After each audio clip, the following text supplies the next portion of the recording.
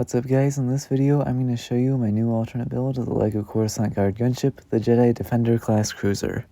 The instructions can be found on retractable.com. First up, I'd like to apologize for not posting this model until literally a few days before the set retires.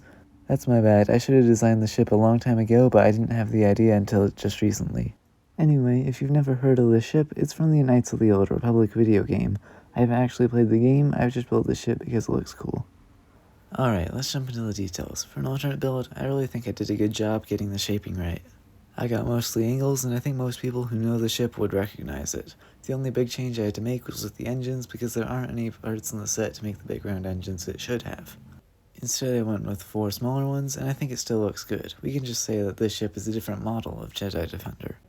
Everything you see here can be built with only parts from the gunship, however there's one small change that requires only 6 extra parts and really improves the ship. You can easily swap out the translucent brown tiles for trans blue and trans yellow ones. I think this makes a huge difference and it's not hard to get the parts. The ship has a carrying handle to make it easy to fly around. I also like to keep one hand on the bottom because the handle is in kind of an awkward place. The Defender also has a full interior too. To access it, start by removing this large panel here. Then this part opens up too. There's some controls up front, although you want to remove this piece here to put a figure inside. The middle of the ship has a space for a bunch of figures.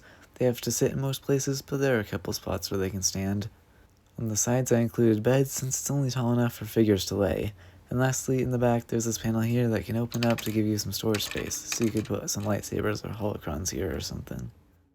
And this mock has one last feature, which is the landing gear. Technically you could call it retractable since it can swing back like this. It doesn't go back that far, but I'm still glad I can include it. Anyway, that's all the features of the mock. I really think this is one of my best alternate builds I've done.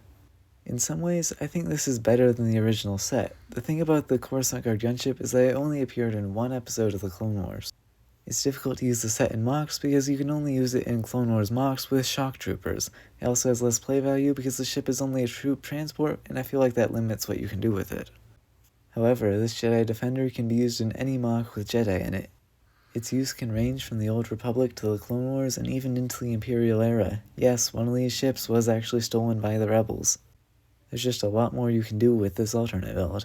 I hope you like it. Don't forget to check out my instructions, I tested them myself to ensure their quality. Thanks for watching and have a great day.